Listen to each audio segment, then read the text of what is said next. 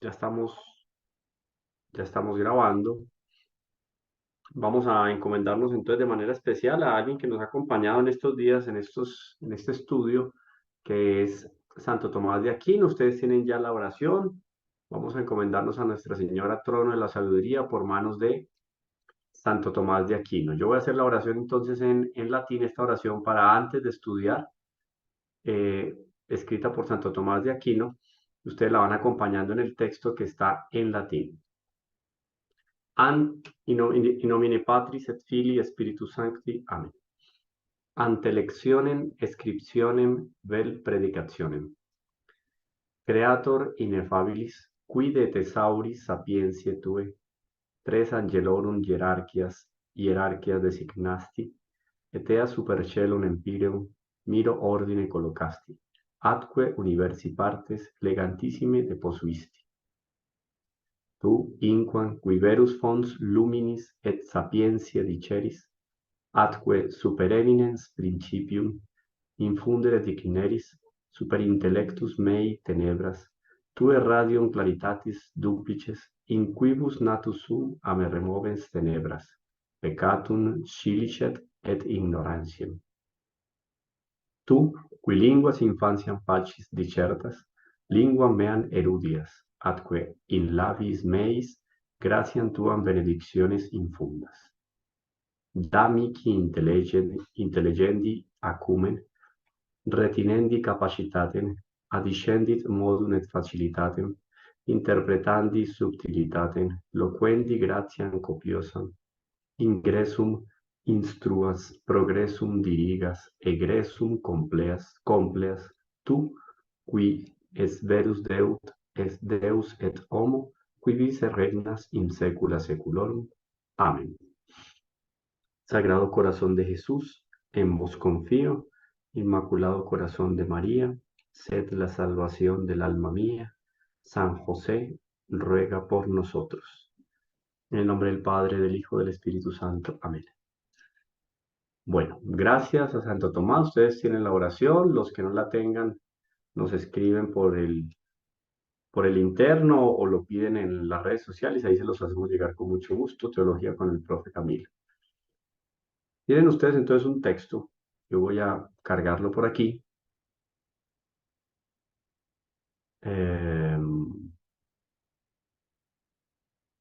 A ver, mientras carga.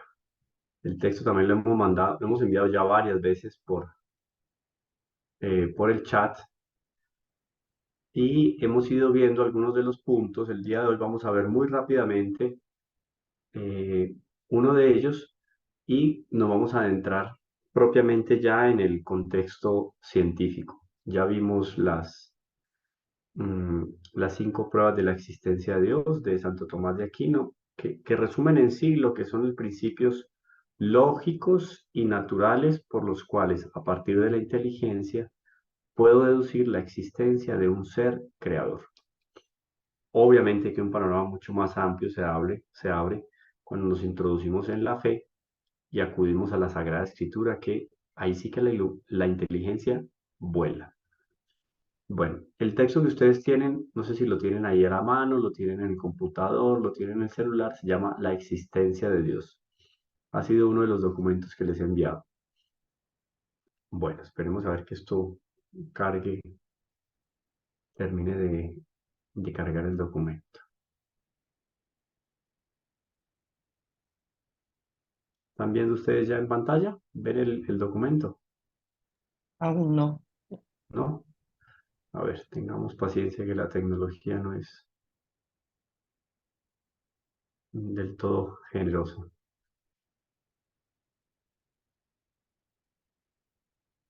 Bueno, veo que han ido acompañando las clases grabadas, eso está muy bien.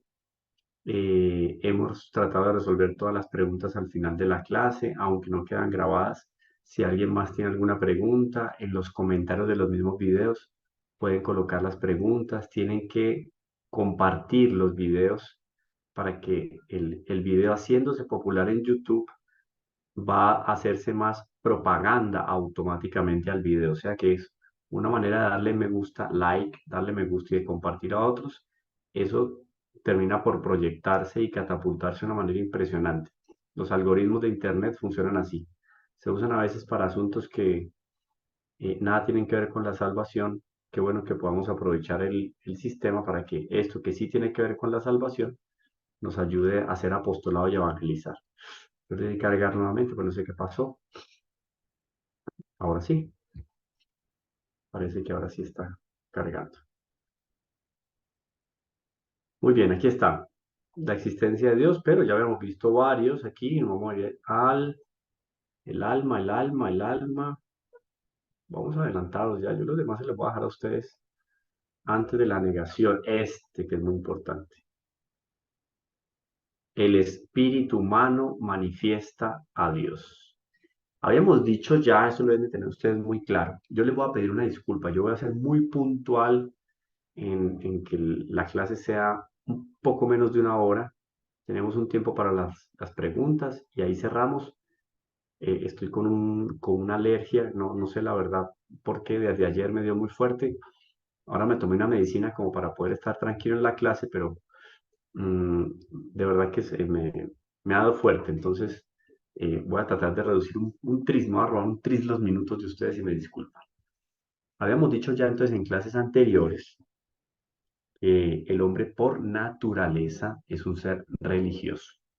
Lo que nos diferencia de los animales y nos acerca a los ángeles y a Dios de manera especial, la semejanza con Dios, hagamos al hombre a nuestra imagen y semejanza. Leemos en el Génesis. Eso no es por nuestras manos, no es por la cabeza, no es por el cabello, no, es por nuestra inteligencia. La inteligencia que tiene el hombre con la cual fue dotada la naturaleza humana es la que nos saca de lo ordinario de la creación y nos pone en un estatus especial. Por eso es que el hombre por dignidad es administrador de la creación. Dios coloca la creación al servicio del hombre. Entonces, la inteligencia dentro de la naturaleza humana tendría ya de por sí un ímpetu, una fuerza especial para atender a Dios. O sea, que todo aquello que yo conociera en tesis, les voy a hablar en tesis, yo no tuviera pecado original. Bueno, pongamos el ejemplo positivo, Nuestra Señora sin pecado original.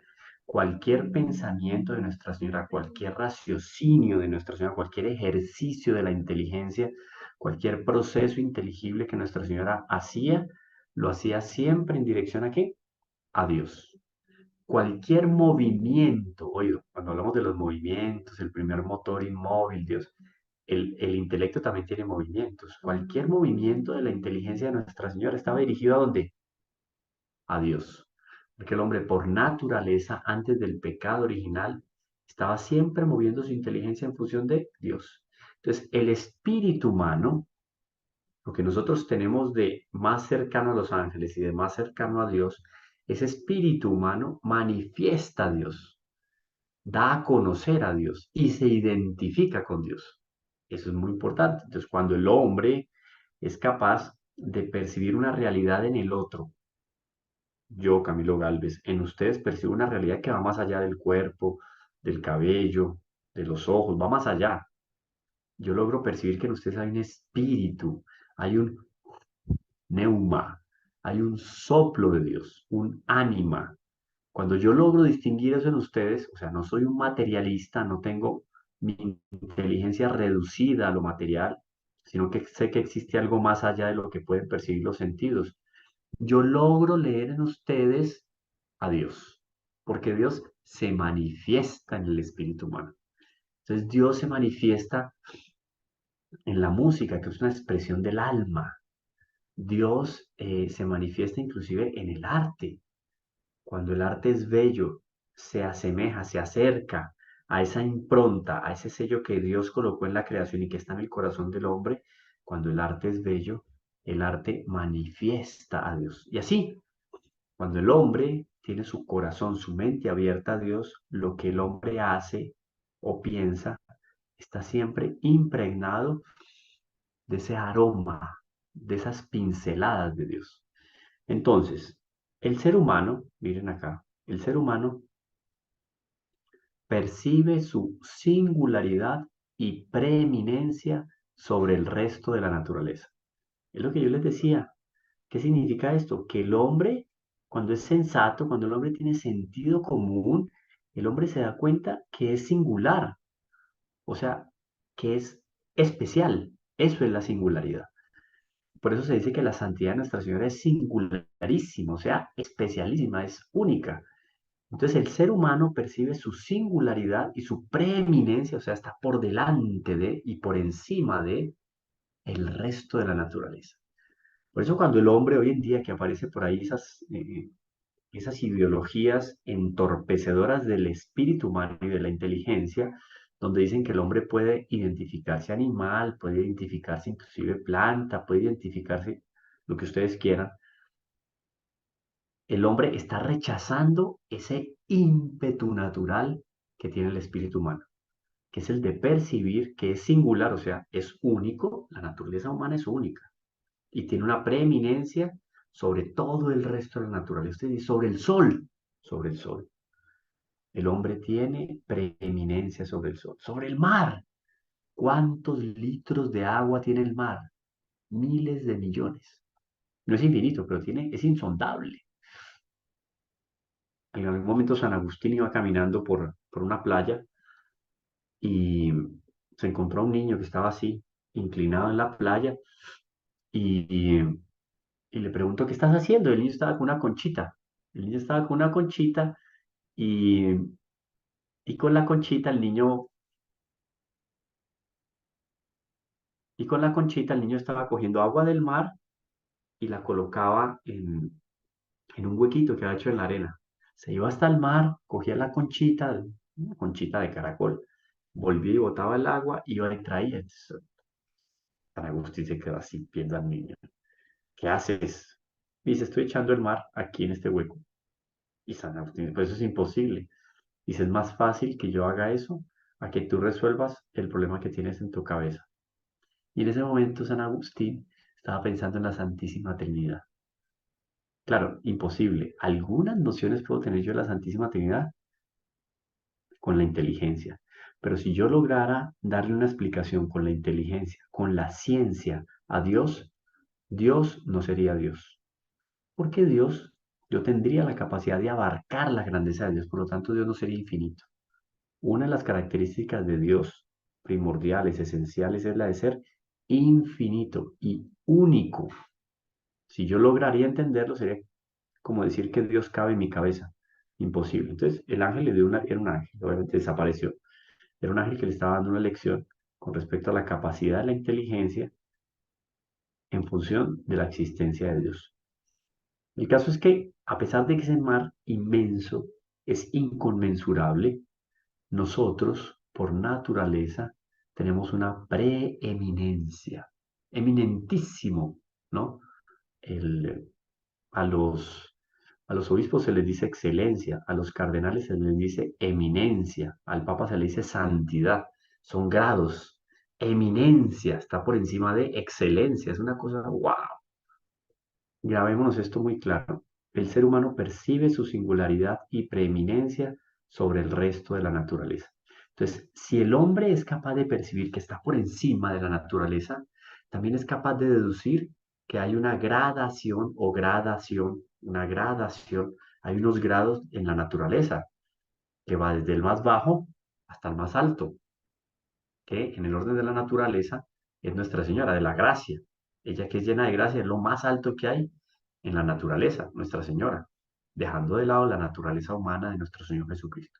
Entonces, eso ya me lleva a mí a pensar a unos grados que hay en la creación. Bueno, ahora, ¿compartimos muchos aspectos de la vida biológica con otras especies? Claro, tenemos algo de vegetal, tenemos algo mineral, eh, pero nos reconocemos como únicos. ¿Únicos en qué sentido? Miren esto, solo el hombre es capaz de reflexionar sobre sí mismo. Solo el hombre es capaz de un progreso cultural y técnico. Nadie más. Por más avanzado, por más instinto avanzado que tenga un animal, porque no podemos hablar de inteligencia en los animales, por más avanzado que tenga el instinto un animal, entonces se habla del delfín, se habla de algunas razas o sí, algunos chimpancés, algunos simios, etcétera, que tienen muy desarrollado el instinto. Ninguno es capaz de tener esto. Reflexión sobre sí mismo. Uno. Después, vamos a dejarlo aquí subrayado. Nadie.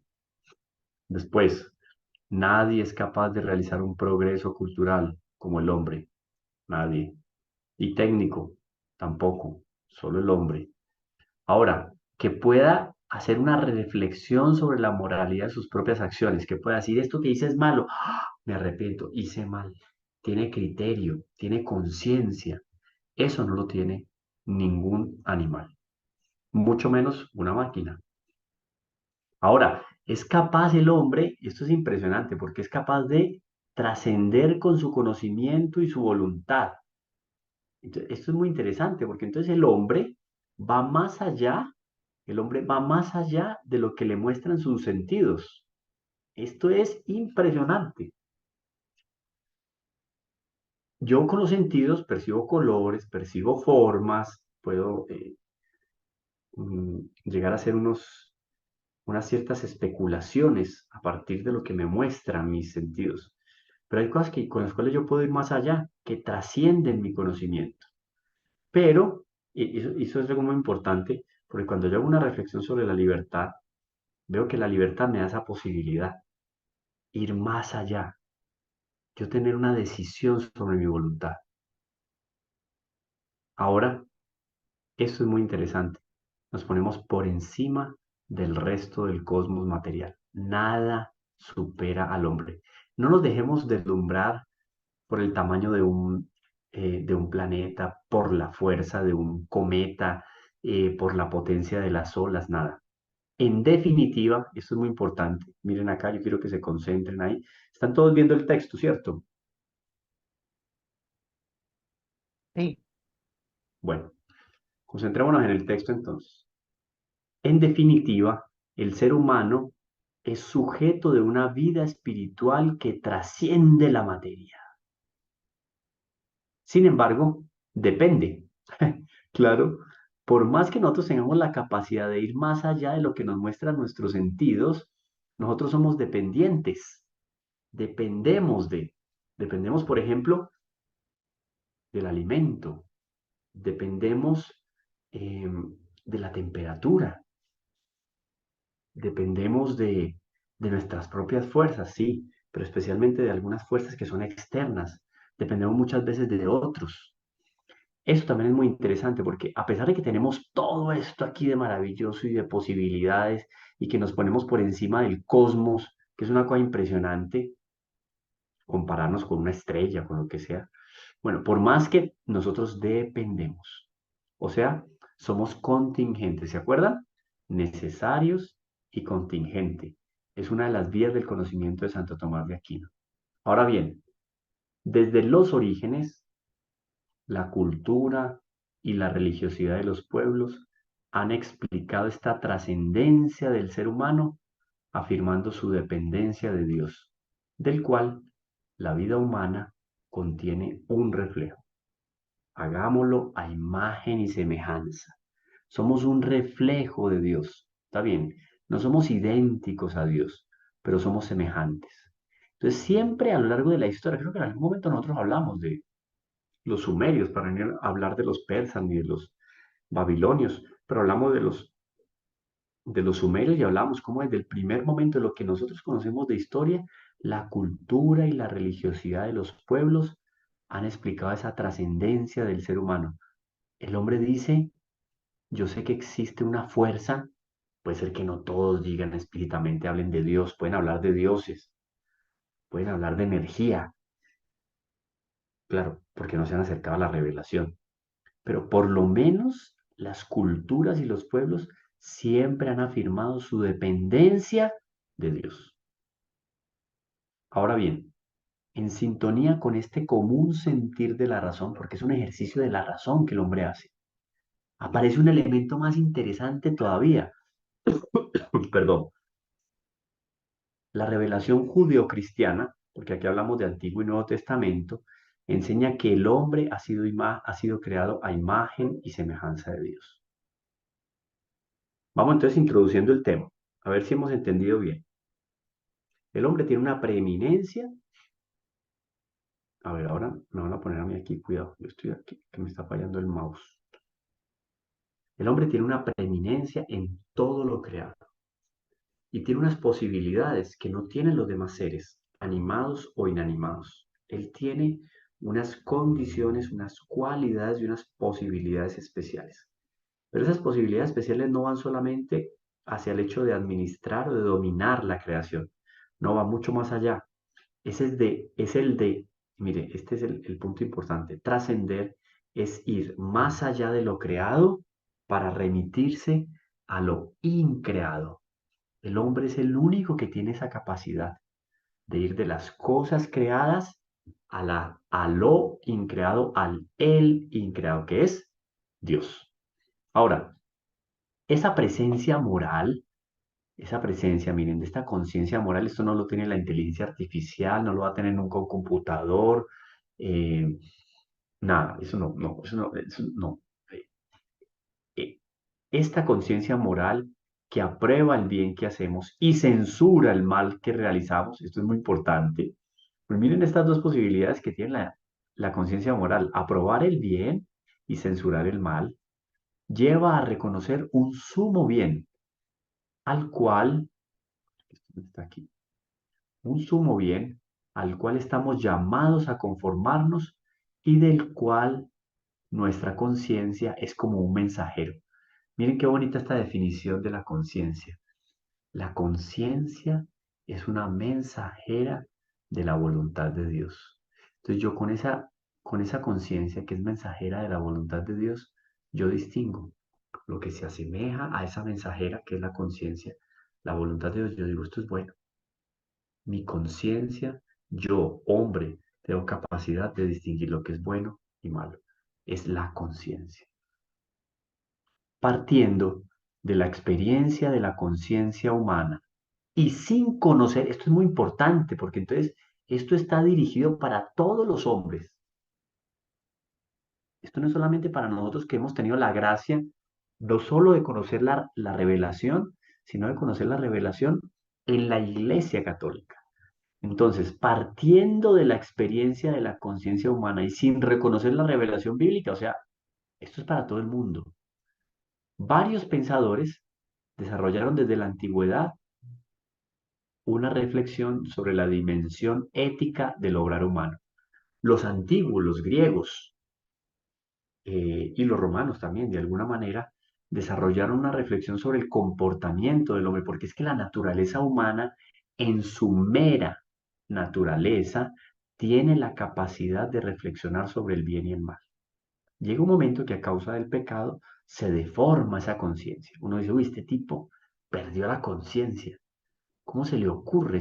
No tiene nada que ver con la conciencia, porque la conciencia es más o menos como ese punto de referencia que le muestra al hombre por dónde debe caminar. Ahora, esto es muy importante. Subrayo todo acá. A ver, esto. Subrayamos acá. Este mouse está lento, pero seguro. Entonces, junto a la propia conciencia, el ser humano reconoce su propia libertad como condición del propio actuar moral. Impresionante. Entonces ya habíamos dicho nosotros que la libertad fue dada al hombre para realizar el bien. El hombre no tiene derecho. Es un mal uso de la libertad cuando el hombre abraza el mal. Entonces el ser humano reconoce su personal libertad como condición del propio actuar moral.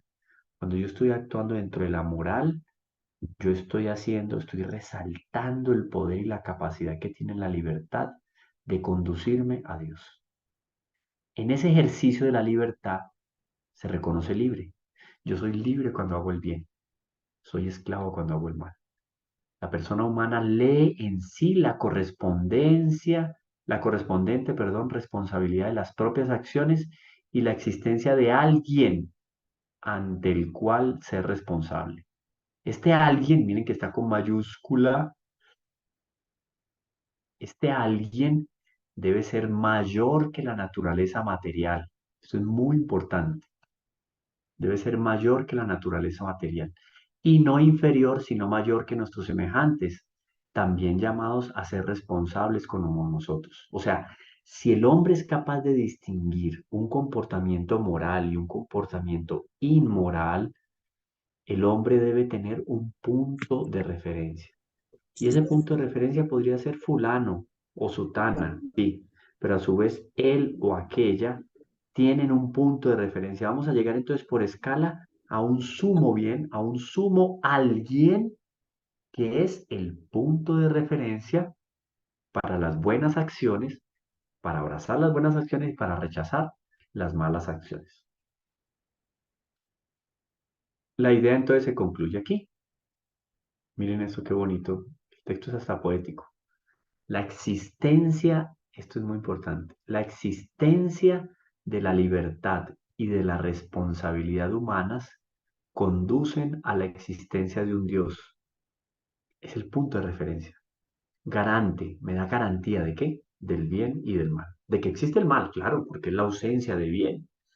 La ausencia de bien se distingue a partir de qué? De ese punto de referencia que es Dios. Ese Dios, que es un punto de referencia para los actos morales del hombre, hacia donde la inteligencia lo remite cuando reflexiona sobre su comportamiento, distingue a ese punto de referencia moral con aquel que dio origen a todas las cosas, o sea, al Creador, con aquel que eh, estructuró, diseñó en un primer momento las leyes, por lo tanto es el legislador, y aquel que es remunerador, aquel que da en función de aquello que yo hago bien. Cuando yo cumplo, él gratamente me remunera, me premia por hacer el bien.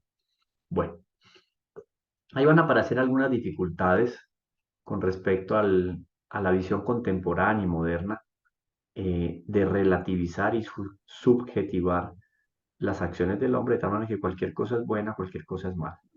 Y vamos hasta acá, que esto es muy importante. Este deseo natural que tiene el hombre.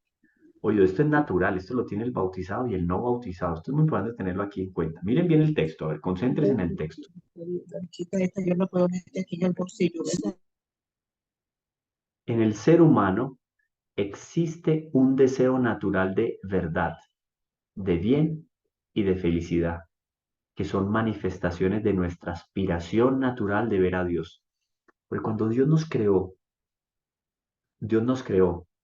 y nos sacó de sus manos, salimos de la nada, de no existir a existir, del no ser al ser.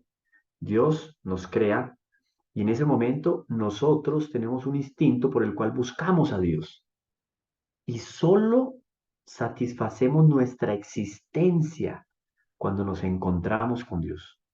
Nos podemos encontrar ya con Dios de alguna manera, ponemos algunos vestigios de Dios, algunas luces de Dios aquí, admirando lo que es bello, lo que es verdadero, lo que es bueno. ¡Ah! Y eso me da felicidad. Si el hombre quiere ser feliz, tiene que dejar que ese deseo natural que tiene de encontrarse con Dios lo busque, aspire. El hombre debe estar aspirando frecuentemente a encontrarse con Dios o a encontrar a Dios en las criaturas. Y aquí, bueno, vienen algunos textos que ustedes podrían leerlos ya para no irnos muy adentro en esto. La Sagrada Escritura nos da elementos a este respecto y nos confirma claramente la necesidad que el hombre tiene de reconocer una conducta moral y de rechazar unas acciones que son contrarias a, al ejercicio propio de la naturaleza. ¿Está bien? Bueno, entonces vamos a dejar este texto por acá y dejo de compartir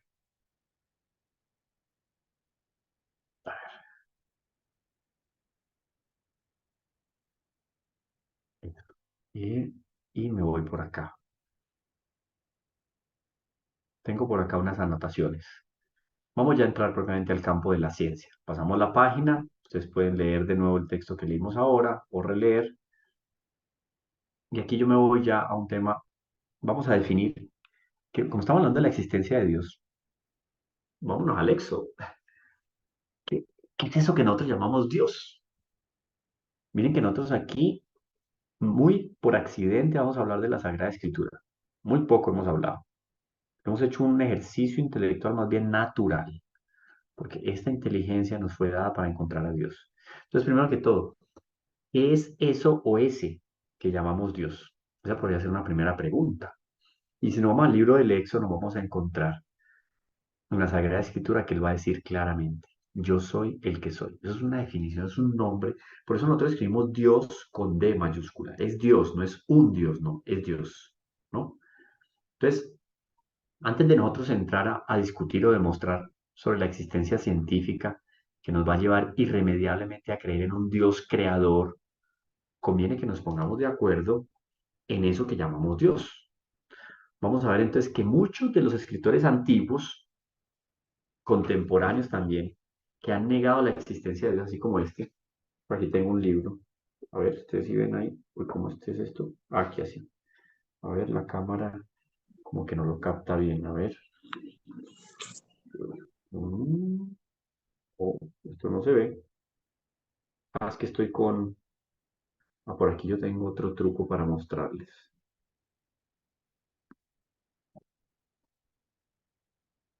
Aquí en otra cámara que puse, si están viendo. ¿Cierto que sí?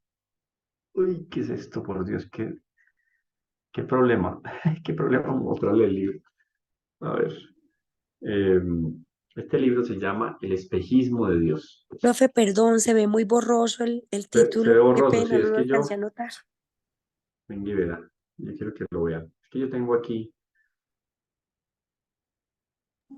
A ver, yo les voy a... Vamos a usar la tecnología. Aquí, video. Le voy a dar voltear la cámara. ¿Cómo le quito yo el efecto? Vamos a ver cómo le quitamos el efecto.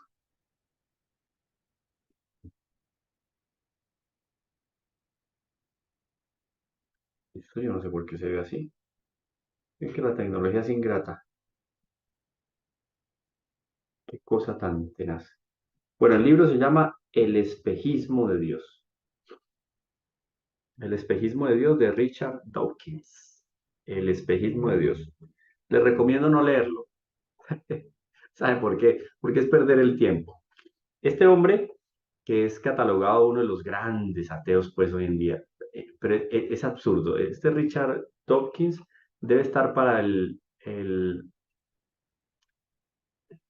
debe tener a la fecha unos 83, 84 años más o menos. Hace parte de una institución, una sociedad británica, se llama la Sociedad Nacional Secular. Es una organización británica que promueve el secularismo, la separación entre la Iglesia y el Estado, y sostiene que nadie debe tener ventaja debido a su religión o falta de creencia religiosa. En el fondo es un hombre que promueve el ateísmo en el mundo entero, ha estado en varios debates a nivel mundial con católicos, siempre sale lastimado intelectualmente porque su ateísmo se fundamenta, como vamos a ver más adelante, como el de todos los demás ateos, en una irracionalidad. Él dice, por ejemplo, en uno de los textos del libro, mire, dice lo siguiente.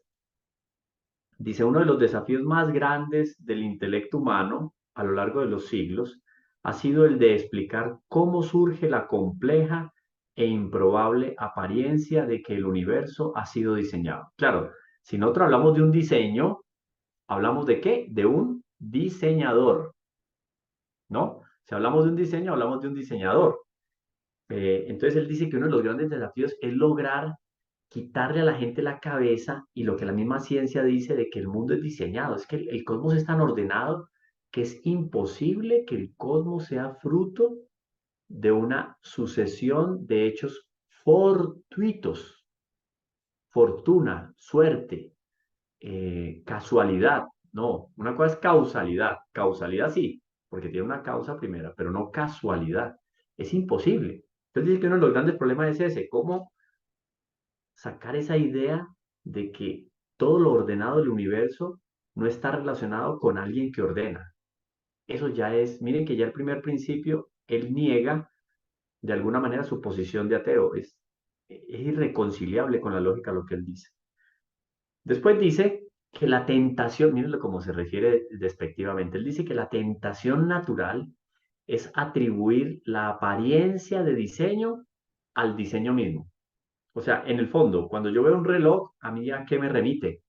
Cuando yo veo un reloj, me remite a un relojero, a una empresa que fabricó el reloj. Así pasa con el carro, así pasa con una mesa, así pasa. Entonces dice, está errada también esa idea de que siempre que vemos algo es fruto de un principio. O sea, para él no, a él no le cabe en la lógica que eso sea posible. Y miren que es la lógica de la lógica es esa. Si hay algo que existe es porque es fruto de. Él dice eso y otras barbaridades más en estas. En algún momento me lo regalaron, me regalaron la colección, 450 páginas, pero de verdad no les recomiendo la lectura, pero bueno, en fin.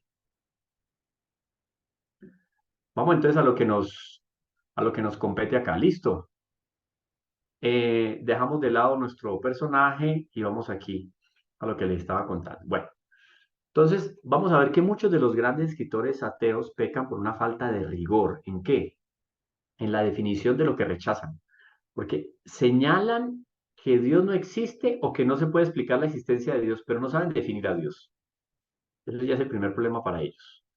Entonces, algunos dicen, lo definen así, otros lo describen de otra manera, a medida que los argumentos de nosotros, los que creemos en Dios, en el contexto del curso lo vamos a llamar, no vamos a llamar teístas, ¿se acuerdan que dijimos eso para no darle un tinte cristiano, sino netamente natural y científico? Teístas, creemos en una divinidad.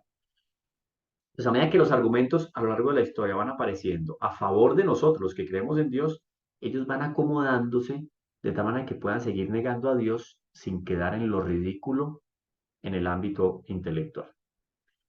Y en otras ocasiones, los ateos van a atacar a un Dios que ninguno de nosotros reconocería como Dios y que nosotros inclusive al unísono, a la par con ellos, diríamos, no, es que si usted está negando un Dios así, pues yo también, porque el Dios que yo creo no es así. O sea, ellos no saben definir a Dios, sin embargo lo niegan, ¿no?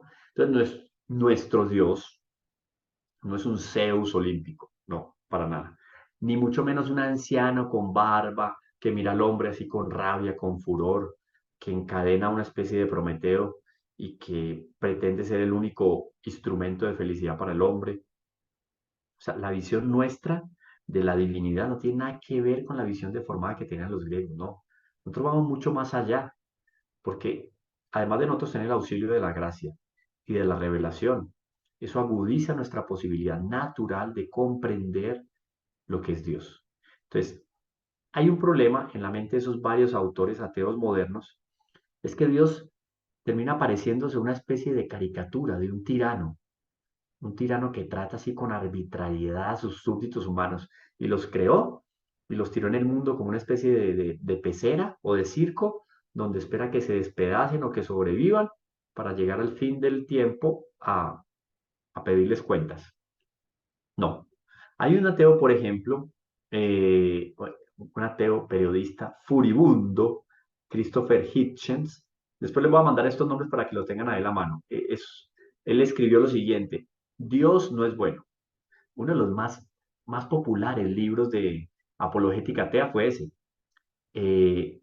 Y de tal manera escribió improperios contra la existencia de Dios que en algún momento los mismos ateos lo rechazaron. O sea que miren que ni siquiera entre ellos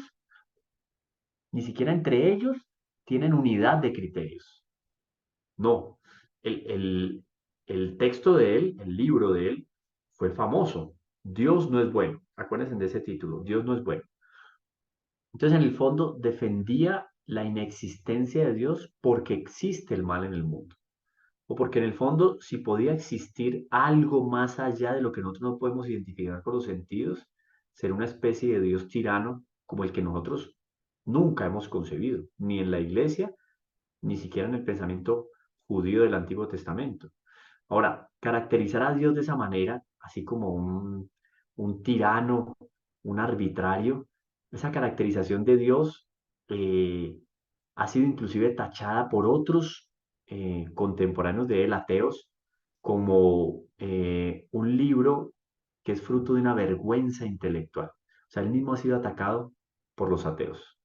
Y es importante establecer que el Dios en que nosotros los teístas creemos, porque hemos tenido la gracia de vivir en este tiempo, Dios nos colocó en este tiempo y ha avanzado mucho el conocimiento.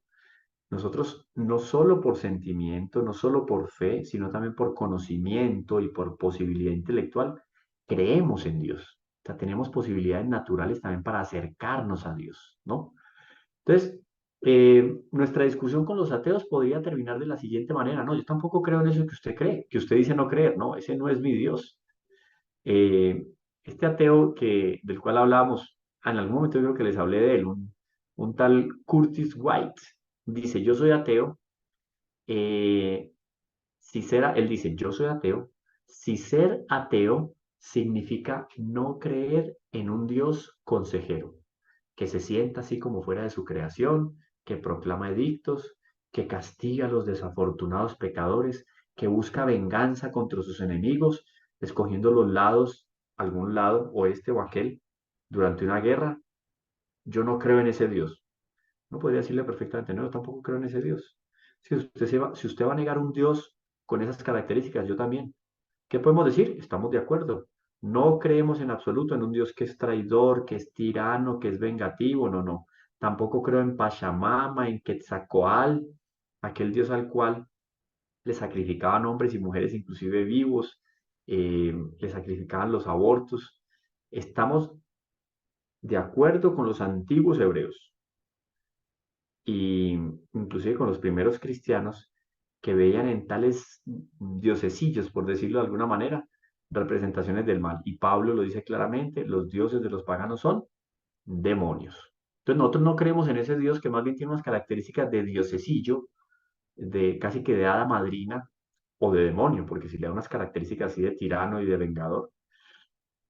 Eh, este Richard Dawkins, que se proclama a sí mismo como el autor del nuevo ateísmo, eh, ese libro, no solo este libro de él, sino que los diferentes libros de él terminan siendo libros repetitivos con el mismo con la misma tesis. Se queda dando vueltas sobre lo mismo. Este Dawkins presenta a Dios como un ser humano, pero medio amplificado. Yo he puesto una lupa. Amplificado al infinito. La visión que él tiene de Dios, o la consideración que él tiene de Dios es eso, es un humano estirado hacia el infinito, ¿no? Y en función de eso, él juzga la inexistencia de Dios. Es que Dios no puede existir porque Dios es así. Él no entiende lo que es propiamente la definición de Dios. Ahora, es importante que nosotros, después de, digamos, dar algunas pinceladas sobre lo que significa ese panorama del ateísmo, eh, podamos explicar lo que sí es Dios. ¿Qué queremos nosotros decir con el Dios del cual hemos venido hablando y seguiremos hablando en nuestro curso? Un Dios del cual o sobre el cual la física y la cosmología, una vez que han demostrado que el universo no es eterno y que antes de existir no existió, lógico, porque lo que nada es, nada produce. Antes de iniciarse el universo, desde aquel principio de singularidad, no existía nada, pero sí existía Dios. En ese momento sí existía Dios. Si todas las tesis de la física y de la cosmología me señalan eso, tiene que haber existido un algo o un alguien fuera del universo que haya sido el responsable de la creación del universo. Claro, porque el universo no pudo darse la existencia a sí mismo. No, no. Ese algo o ese alguien no puede ser o no pudo haber sido como el universo, en el sentido de haber pasado de la no existencia a la existencia. No, para que el universo pasara del no ser al ser, o sea, de la nada a la existencia, necesita de alguien, absolutamente de alguien o de algo fuera de él, fuera del universo, o sea, fuera del espacio, fuera del tiempo y fuera de la materia, que le diera un inicio. Es decir, ese algo o ese alguien siempre ha existido y es eterno. Ese algo o ese alguien es causa del universo. Pero como él mismo es eterno, ese algo o ese alguien no tiene causa, no es movido por nadie, no fue fruto de nadie, no tuvo origen en algo o en alguien, no. Él es eterno y él fue el origen del universo. Ahora, ese algo o ese alguien para nosotros es clarísimo, es Dios, tal cual como lo dice a Moisés en la Torá, en el Antiguo Testamento, en el Pentateuco. Yo soy el que soy. Entonces, aquello de preguntar quién creó a Dios, como lo hace este señor Richard Dawkins y otros ateos contemporáneos, tiene tanto sentido, oído, esto es muy interesante, tiene eso tanto sentido como preguntar quién es el hermano mayor de un hijo único. Es ilógico. ¿Cómo preguntar quién creó a Dios? Preguntar quién creó a Dios es como preguntar quién es el hermano mayor de un hijo único. Un hijo único no tiene hermanos. Esperar entonces que si existe Dios haya sido creado es tanto como esperar ver, imagine usted va en el carro, usted va a ver por el retrovisor el carro que está delante. No, el retrovisor le permite ver a usted lo que está detrás de su automóvil. Sería ilógico pensar, entorpece la lógica y la capacidad intelectual decir que por un retrovisor usted va a ver aquello que está delante. No, el retrovisor está para ver lo que está atrás. Bueno, pero adentrémonos un poco más en el universo porque estamos en el minuto 47. Eh, el hecho de que la cosmología y la física comprueben que el universo no es eterno, podemos decir entonces, acuérdense de las vías del conocimiento de Dios. Podemos decir que el universo es necesario o es contingente. Oído la pregunta. Cuando vamos a las tesis de la cosmología y de la física, donde me dicen que el universo no es eterno, sino que tuvo un principio, ¿el universo entonces es necesario? Oído, ¿el universo es necesario o es contingente? Contingente es porque depende de algo y necesario es porque no depende de nadie. ¿Quién levanta la mano?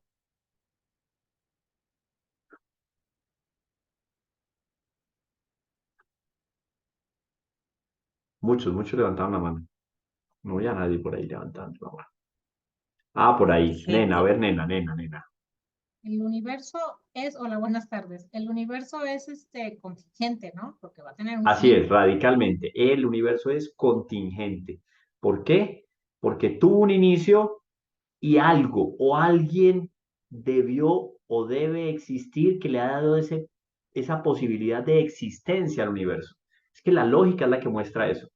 Entonces, solo con ese argumento, la posición de los ateos que dicen que no existe Dios queda desmontada, solo con eso. O sea, váyase a la ciencia, si usted quiere elementos que le justifiquen aquí en la inteligencia que existe un Dios, un ser supremo, poderosísimo, inteligentísimo, que está fuera del tiempo, porque también es una consideración que deja clara, si está fuera del tiempo es que es eterno. Miren que ya nos confirma uno de los atributos de Dios, es eterno, porque como en ese primer momento nos dice la ciencia que se creó tanto el tiempo como la materia, como el espacio, Dios no puede tener ninguna de esas características o no puede estar involucrado en ninguna de esas dimensiones. Si Dios no está en un solo lugar, está en todos los lugares. Si yo no puedo reducir a Dios a un espacio, quiere decir que Dios está en todas partes. Si yo no puedo reducir a Dios en un momento de tiempo y no lo puedo medir por un momento específico de tiempo, un antes o un después, porque Él está fuera del tiempo, Dios es eterno. Y así sucesivamente van apareciendo los atributos de Dios a medida que la ciencia me va dando elementos con respecto a lo que el universo es y a lo que el universo no es o no puede llegar a ser. Porque cualquiera podría decir, listo, el universo no es, pero va a llegar a ser Dios. Porque de esta manera El universo va a evolucionar, que va a tomar unas proporciones que en el fondo las proporciones serían desproporcionadas. El universo está tendiendo a lo infinito. Podría decir alguien, no, está comprobado que el universo, así como va a llegar a un auge de crecimiento y de expansión, va a volver a un punto final, un inicio y un fin. Entonces, ¿sí ven cómo todo lo que ha sido siempre explícito en la Sagrada Escritura está confirmado por la ciencia? Bueno, entonces sigamos. Yo tengo dos cámaras acá, entonces, a veces por eso miro por allá. Bueno, entonces, la pregunta, vamos a hacernos una pregunta. Hágansela ustedes, van anotando ahí la pregunta. ¿Por qué existe el universo? ¿Por qué existe el universo? ¿Cuál es la razón? ¿Cuál es el motivo de que exista el universo?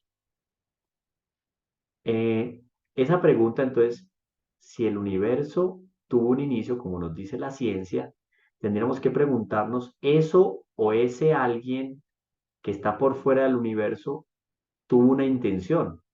¿Cuál es la intención que tuvo esa primera causa con el universo? Debe haber una causa, debe haber una intención. ¿Por qué Dios nos hizo? ¿Por qué Dios hizo todo lo creado? ¿Por qué la creación? ¿Es porque Dios tenía una necesidad? No. Queda desmontado el hecho de que Dios haya tenido una necesidad. ¿Por qué? Porque el universo no es necesario. Si el universo tuvo un inicio, el hecho de que el universo tenga un inicio ya me define que el universo no es necesario, es contingente. Entonces, con la creación del universo, Dios no manifiesta una necesidad. Dios manifiesta ¿qué? Su amor, una posibilidad. Dios manifiesta su capacidad creadora a partir del universo. Y dentro del universo, con la criatura más excelente, el hombre. Y si ya nos adentramos en la revelación, dentro de la humanidad, con lo más espléndido que pudo darse en el orden de la creación. Dios, en su segunda persona, asume la naturaleza humana. Pero de ninguna manera el universo es necesario, ya dijimos, es contingente, depende de Dios. No es Dios quien depende del universo, sino el universo quien depende de Dios. ¿Está bien? Entonces, un acto libre, voluntario y no necesario de Dios dio origen al universo. Es una manifestación del amor y de la misericordia de Dios.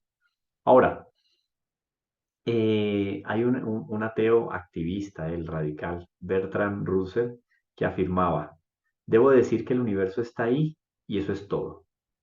Cuando el ateo se siente desmontado con respecto a la existencia de Dios, dice esto, las cosas están y existen, pero yo no puedo decir nada.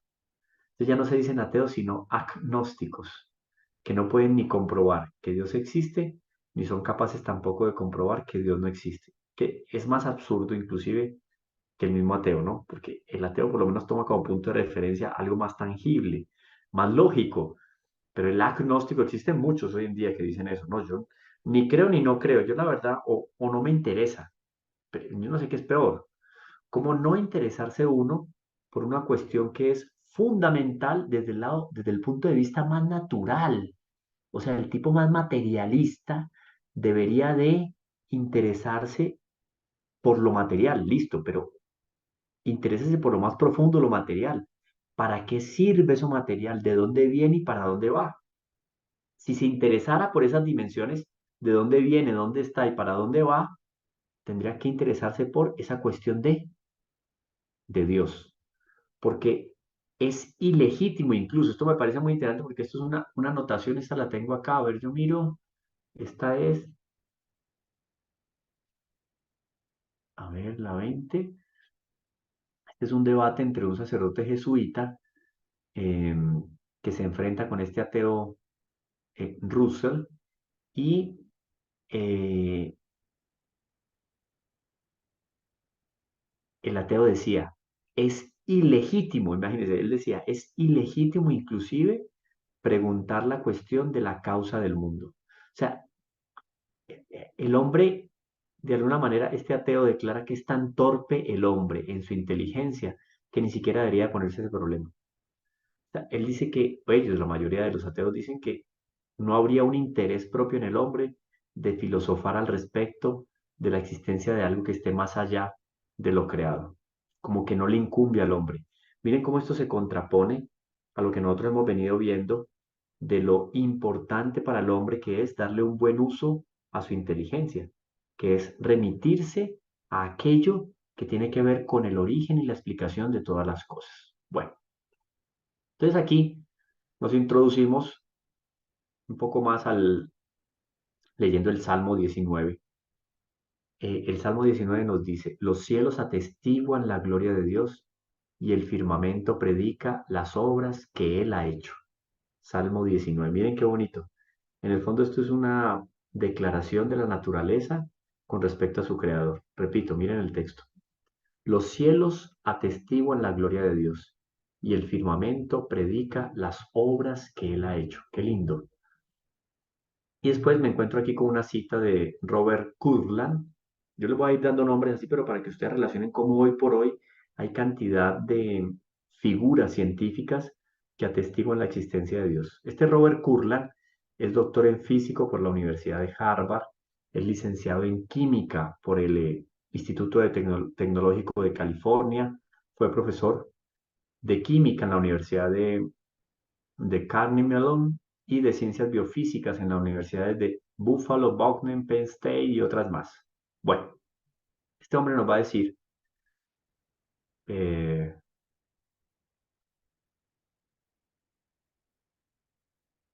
me perdí aquí en el infinito.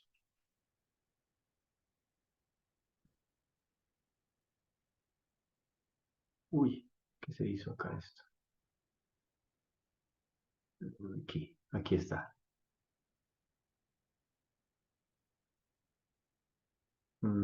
Dice el texto de Robert Kurland. Miren qué interesante. Dice él, nada de lo que conocemos sobre el mundo según teorías científicas empíricamente verificadas está en conflicto con la doctrina católica. O sea, nada de lo que ha sido comprobado por la ciencia está en conflicto con la doctrina católica. Muy interesante. Y después Arthur Shallow nos va a decir lo siguiente. Arthur Shallow, profesor de física, coinventor del láser, nada más y nada menos, coinventor del láser, oído. Premio Nobel de Física en 1981, teísta y cristiano, va a decir lo siguiente. Arthur Shallow nos va a decir, a ver, que esto se me va aquí. Me parece que cuando nos enfrentamos a las maravillas de la vida y del universo, uno debe de preguntar, ¿por qué? No solo cómo, sino ¿por qué? La única respuesta posible es religiosa. Existe una necesidad de Dios en el universo y para mi propia vida. Coinventor del láser. ¿Ah? Premio Nobel. Para que alguien por ahí que escasamente terminó el bachillerato y está rasgando una carrera profesional vaya y niegue la existencia de Dios. Pues, o sea, francamente, esto es gente que se adentró en la ciencia y a partir de la ciencia, ¿qué hizo? A partir de la ciencia se encontró con Dios, porque la ciencia nos abre las puertas de Dios. Repito, me parece que cuando nos enfrentamos a las maravillas de la vida y del universo, uno debe preguntar por qué, no solo cómo, sino por qué. La única respuesta posible es religiosa. Existe una necesidad en el universo y para mi propia vida. Y de aquí, del siglo XX, este hombre fallece, Arthur Shallow, fallece en el año 1999. Vámonos al siglo V antes de Cristo. Parménides, ateo, Níquil Fit. Parménides nos va a decir, de la nada absoluta, nada puede surgir. Y desde entonces, desde el siglo V antes de Cristo, ningún filósofo ha cuestionado esta evidencia lógica. Es lógico, lo que nada es, nada puede producir. Y esto tiene una traslación a la ciencia. Cuando hablamos de la ley de la conservación de la masa, ¿no? Esa ley famosa que le enseñan a uno en el colegio, la ley de la conservación de la masa, que es una de las leyes fundamentales de las ciencias naturales, dice, la materia no se crea ni se destruye. Dice que ¿qué? se transforma, ¿cierto?